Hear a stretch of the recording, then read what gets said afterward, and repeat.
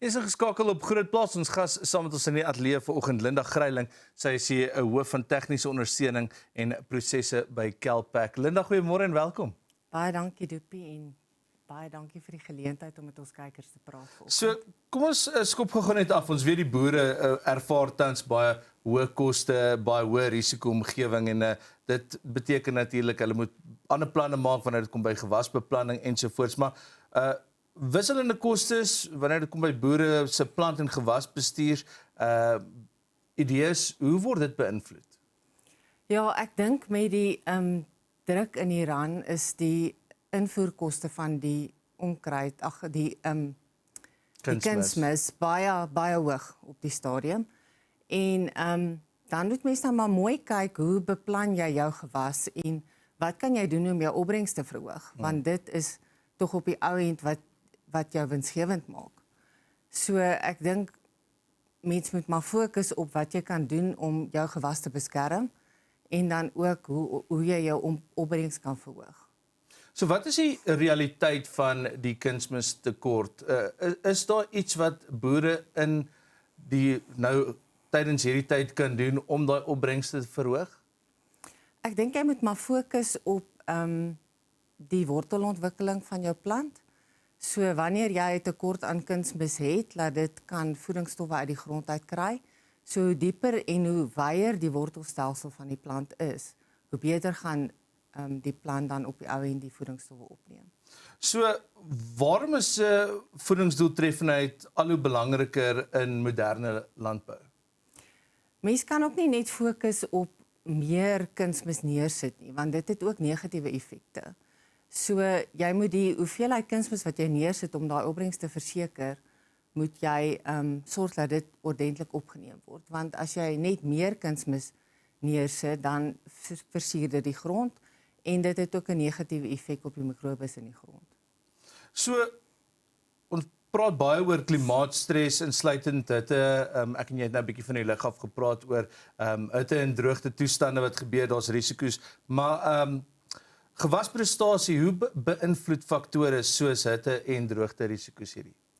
Ja, stres is 'n groot probleem vir plante. Die plante fokus dan om die stres te hanteer eerder as om op groei te fokus en op die vrugte wat hulle moet vorm te fokus. So om stres in 'n plant te beheer is baie belangrik.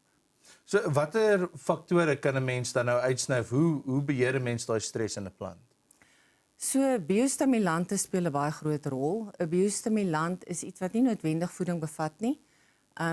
Dit is iets wat 'n sekere reaksie in die plant wakker maak. So dit sal dan help met die stres, dit sal help met wortelontwikkeling byvoorbeeld en ek dink dit is iets waarop mens moet fokus. En die boere kan dan sien as 'n ekstra insetkoste, maar as jy dan kyk wat se opbrengs dit gaan verseker vir jou, dan is dit definitief die moeite werd om te doen. So as ons nou praat oor boerdery in boerderyterme, maar plantveerkragtigheid, wat presies beteken dit? Plantveerkragtigheid is laat die plant weer kan terugkom uit 'n stressituasie uit.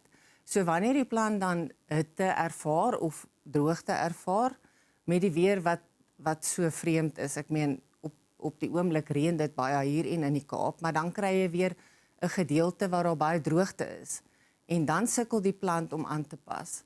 So dit is die veerkragtigheid van 'n plant is dan hoe die plant sekere hormone vorm in homself om dan weer terug te kom na die droogte.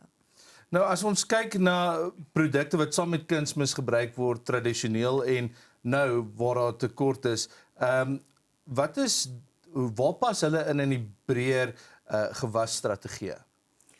So 'n biostimulant kan saam met die kunsmis gespuit word, maar dit kan ook saam met jou onkruiddoders en jou swamdoders gespuit word. So baie van die biostimulante is baie compatible.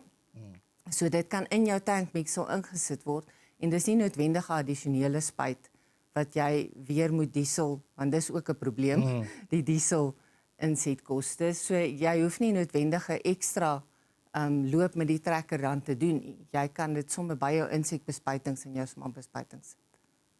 Linda, ons is nou weer terug met jou. Dis ons gas op Grootplaas volgens Linda Greiling, sy hoof van tegniese ondersteuning en prosesse by Kelpak. Ons is terug op Grootplaas net hierna.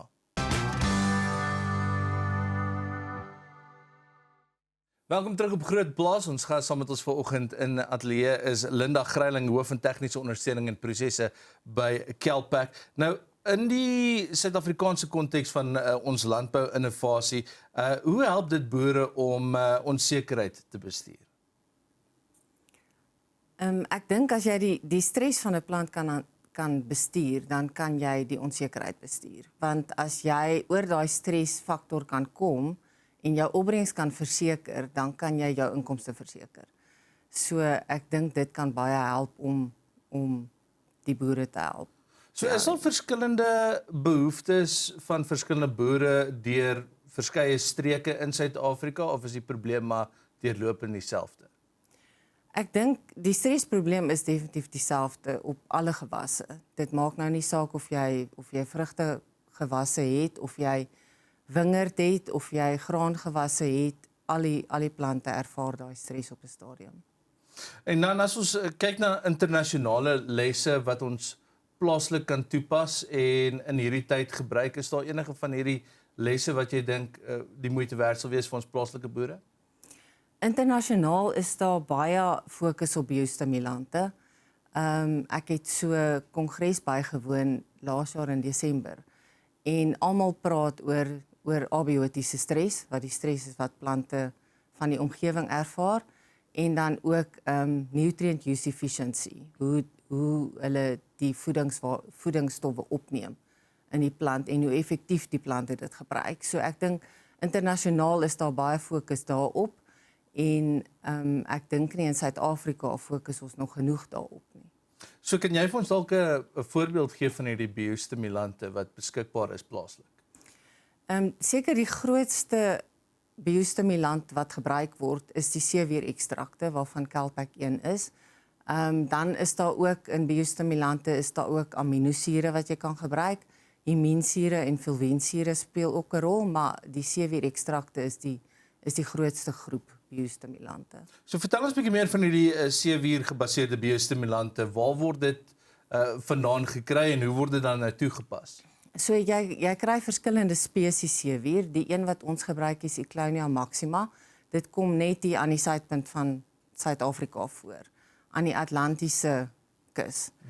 So die ekstraksieproses wat ons dan spesifiek gebruik is die selbarsproses en dit verseker dat al die aktiewe stowwe wat in die seewier is dan vrygelaat word.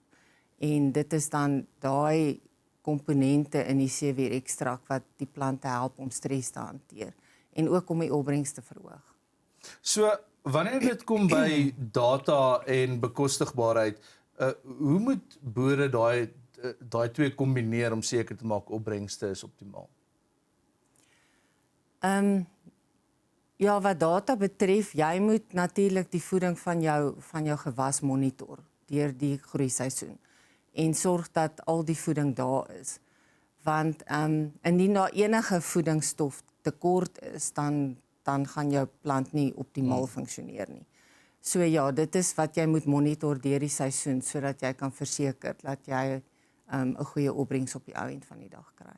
So dit is 'n geval van jy moet 'n bietjie meer prakties raak ook en data gedrewe en nie net kyk na wat die situasie is voor jou nie. Ja, nee, die dae wat jy net in die begin kan kunsmis neersit en dan nou maar vergeet van maar hoop alles kom reg uit. Nee, daai dae is verby. Ek meen, daar's te veel groot druk op boere om voedselsekerheid te verseker vir die mensdom. So ek dink hoe optimaal jy kan boer, hoe meer optimaal jy kan boer, hoe beter vir jou en vir ons almal. Linda, so in jou persoonlike opinie, hoe dink jy gaan tegnologie of nuwe tegnologie landbou verander in die toekoms? Daar's baie tegnologie wat jy kan gebruik om dan te monitor hoe jou gewas deur die seisoen groei. So jy kan SAP-analises of in die verlede het hulle blaaranalises gebruik om voedingsstowwe te monitor in die plant en dan kan jy ook infrarooi NDVI images gebruik om te kyk dat jou plante nie stres nie. Daar is monitors wat jy in die grond kan gebruik om voeg te kyk hoeveel voeg in die grond is. So nee, daar's baie maniere hoe jy data kan gebruik om te kyk wat aangaan in jou plant se groei. Waardeer dit. Linda, baie dankie vir jou tyd vanoggend. Dis ons gas Linda Greiling, hoof van tegniese ondersteuning en prosesse by Kelpak. Dis al waarvoor ons tyd het vir Groot Plaas vanoggend. Ons hoop jy het dit saam met ons geniet en dan kuier ons weer môre.